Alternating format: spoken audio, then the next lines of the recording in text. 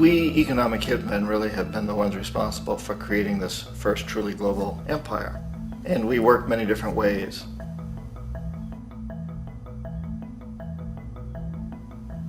But perhaps the most common is that we will identify a country that has resources our corporations covet, like oil, and then arrange a huge loan to that country from the World Bank or one of its sister organizations.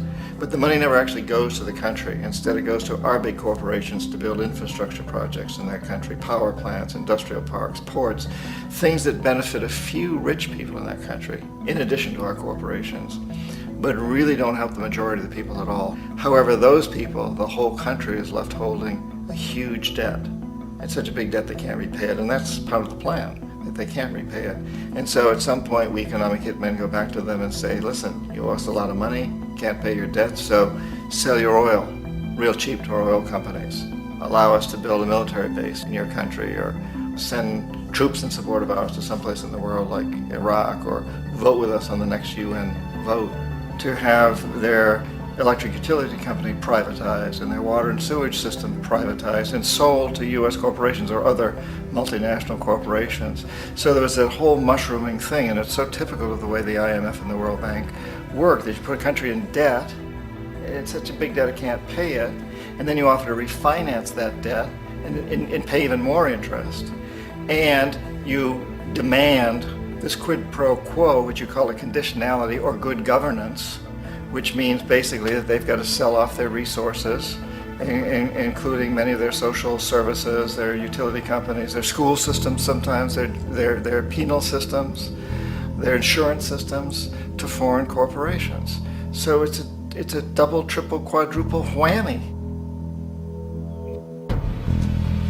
The precedent for economic hitmen really began back in the early 50s when democratically elected Mossadegh, who was elected in Iran, he was considered to be the hope for democracy in the Middle East and around the world. He was Time Magazine's Man of the Year. But one of the things that he'd run on and began to implement was the idea that foreign oil companies needed to pay the Iranian people a lot more for the oil that they were taking out of Iran. The Iranian people should benefit from their own oil.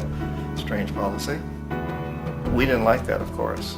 But we were afraid to do what we normally were doing, which was to send in the military. Instead, we sent in one CIA agent, Kermit Roosevelt, Teddy Roosevelt's relative.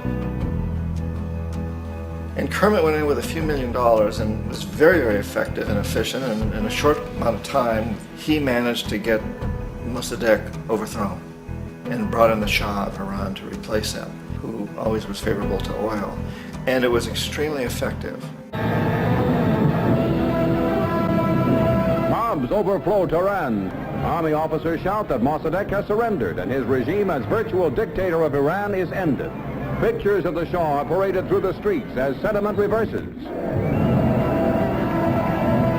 The Shah is welcomed home. So back here in the United States, in Washington, people looked around and said, wow, that was easy and cheap.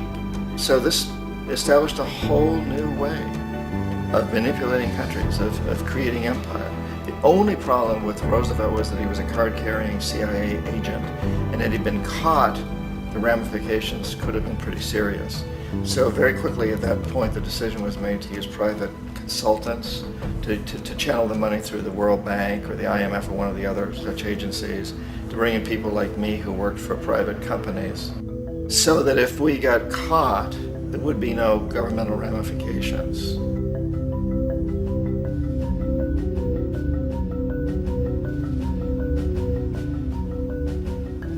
When Arbenz became president of Guatemala, the country was very much under the thumbs of United Fruit Company, the big international corporations. And Arbenz ran on this ticket that says, you know, we want to get the land back to the people. And once he took power, he was implementing policies that would do exactly that, give land rights back to the people. United Fruit didn't like that very much. And so they hired a public relations firm, launched a huge campaign in the United States to convince the United States people, the citizens of the United States, and the press of the United States, and the Congress of the United States, that Arbenz was a Soviet puppet, and that if we allowed him to stay in power, the Soviets would have a foothold in this hemisphere. And that at that point in time was a huge fear on everybody's mind, the Red Terror, the Communist Terror. And so, to make a long story short, Out of this public relations campaign came a commitment on the part of the CIA and the military to take this man out. And in fact, we did. We sent in planes, we sent in soldiers, we sent in jackals, we sent everything in to take him out, and did take him out. And as soon as he was removed from office, the new guy that took over after him basically reinstated everything to the big international corporations, including United Fruit.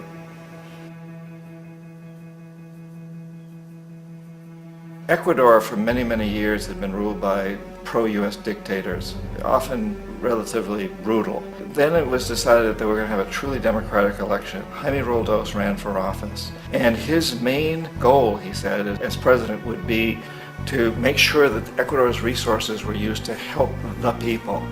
And he won, overwhelming, by more votes than anybody had ever won anything in Ecuador. And he began to implement these policies to make sure that the profits from oil went to help the people. Well, we didn't like that in the United States. I was sent down as one of several economic hitmen to change Roldos, to corrupt him, to bring him around, to let him know, okay, you can get very rich, you and your family, if you play our game, but if you continue to try to keep these policies you've promised, you're going to go. He wouldn't listen. He was assassinated. As soon as the plane crashed, the whole area was cordoned off. The only people allowed in were U.S. military from a nearby base and some of the Ecuadorian military. When an investigation was launched, two of the key witnesses died in car accidents before they had a chance to testify. A lot of very, very strange things that went on around the assassination of Jaime Roldos. I, like most people who've really looked at this case, have absolutely no doubt that it was an assassination. And of course, in my position as an economic hitman, I was always expecting something to happen to Jaime, whether it be a coup or assassination, I wasn't sure, but that he would be taken down because he was not being corrupted. He would not allow himself to be corrupted the way we wanted to corrupt him. Omar Torrijos, president of Panama, was, one of my favorite people. I really, really liked him. He was very charismatic. He was a guy who really wanted to help his country. And when I tried to bribe him or corrupt him, he said, look, John, he called me Juanito. He said, look, Juanito, I don't need the money. What I really need is for my country to be treated fairly. I need for the United States to repay the debts that you owe my people for all the destruction you've done here. I need to be in a position where I can help other Latin American countries win their independence and be free of this terrible presence from the north that you people are exploiting us so badly. I need to have the Panama Canal back in the hands of the Panamanian people. That's what I want. And so, leave me alone. Don't try to bribe me. It was 1981, and in May, Jaime Roldos was assassinated. And Omar was very aware of this. Torrijos got his family together and he said, I'm probably next, but it's okay because I've done what I came here to do. I've renegotiated the canal. The canal will now be in our hands. He just finished negotiating the treaty with Jimmy Carter. In June of that same year, just a couple of months later, he also went down in an airplane crash, which there's no question was executed by CIA-sponsored jackals. Tremendous amount of evidence that one of Torrijos' security guards handed him at the last moment as he was getting on the plane a tape recorder, a small tape recorder that contained a bomb.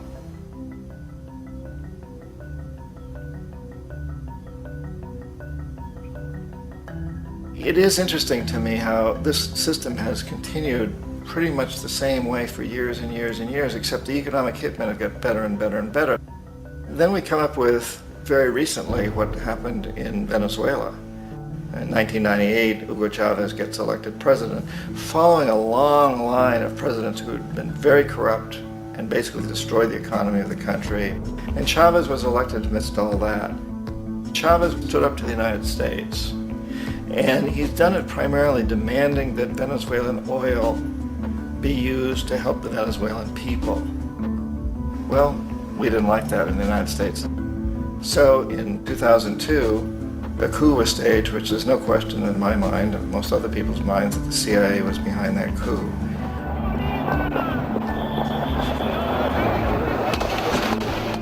The way that that coup was fomented was very reflective of what Kermit Roosevelt had done in Iran, of paying people to go out into the streets, to riot, to protest, to say this Chavez is very unpopular. You know, if you can get a few thousand people to do that, television can make it look like it's the whole country, and things start to mushroom. Except in the case of Chavez, he was smart enough, and the people were so strongly behind him that they overcame it, which was a phenomenal moment in the history of Latin America.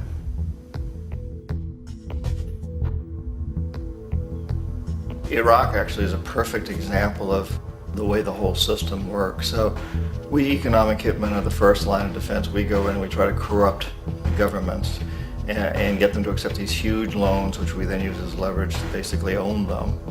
If we fail, as I failed in Panama with Omar Torrijos and in Ecuador with Jaime Roldos, men who refuse to be corrupted, then the second line of defense is we send in the jackals. And the jackals either overthrow governments or they assassinate. And once that happens and a new government comes in, and boy, it's going to toe the line, because the new president knows what will happen if he doesn't.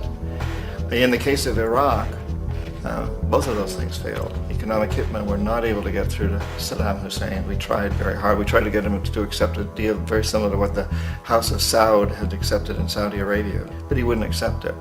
And so the jackals went in to take him out. They couldn't do it. His security was very good. After all, he had one time worked for the CIA. He'd been hired to assassinate a former president of Iraq and failed, but he knew the system. So in '91, we send in the troops and we take out the Iraqi military. So we assume at that point that Saddam Hussein is going to come around. We could have taken him out, of course, at that time, but we didn't want to. He's the kind of strong man we like. He controls his people. We thought he could control the Kurds and keep the Iranians in their border and keep pumping oil for us. And then once we took out his military, now he's going to come around. So the economic hitmen go back in the 90s without success. If they'd had success, he'd still be running the country. We'd be selling him all the fighter jets he wants and everything else he wants. But they couldn't. They didn't have success. The jackals couldn't take him out again. So we sent the military in once again, and this time we did the complete job and took him out, and in the process created for ourselves some very, very lucrative construction deals. We had to reconstruct a country that we'd essentially destroyed, which is a pretty good deal if you own construction companies, big ones. So, Iraq shows the three stages. The economic hitmen failed there, the jackals failed there, and as a final measure, the military goes in. And in that way, we've really created an empire, but we've done it very, very subtly. It's clandestine. All the empires of the past were built on the military, and everybody knew they were building them. So the British knew they were building them, the French, the Germans, the Romans, the Greeks. And they were proud of it, and they always had some excuse, like spreading civilization, spreading some religion, something like that. But they knew they were doing it. We don't. The majority of the people in the United States have no idea that we're living off the benefits of a clandestine empire, that today there's more slavery in the world than ever before. And then you have to ask yourself, well, if it's an empire, then who's the emperor? Obviously, our presidents of the United States are not emperors. An emperor is someone who's not elected, doesn't serve a limited term, and doesn't report to anyone, essentially. So you can't classify our presidents that way. But we do have what I consider to be the equivalent of the emperor, and it's what I call the corporatocracy. The corporatocracy is this group of individuals who run our biggest corporations, and they really act as the emperor of this empire.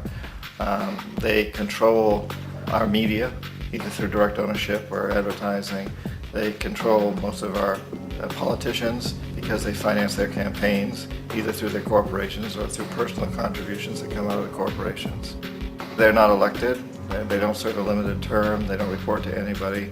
And at the very top of the corporatocracy, you really can't tell whether a person's working for a private corporation or the government because they're always moving back and forth. So, you've got a guy who one moment is the president of a big construction company like Halliburton, and the next moment he's vice president of the United States, or the president who is in the oil business. And this is true whether you've got Democrats or Republicans in the office. You have to moving back and forth through the revolving door. And in a way, Our government is invisible a lot of the time, and its policies are carried out by our corporations on one level or another.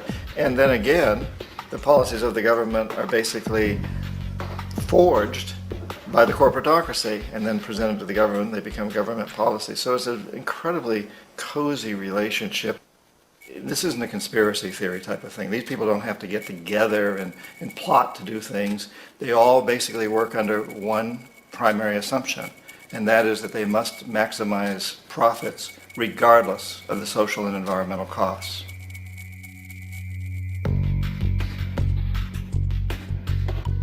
This process of manipulation by the corporatocracy through the use of debt, bribery, and political overthrow is called globalization.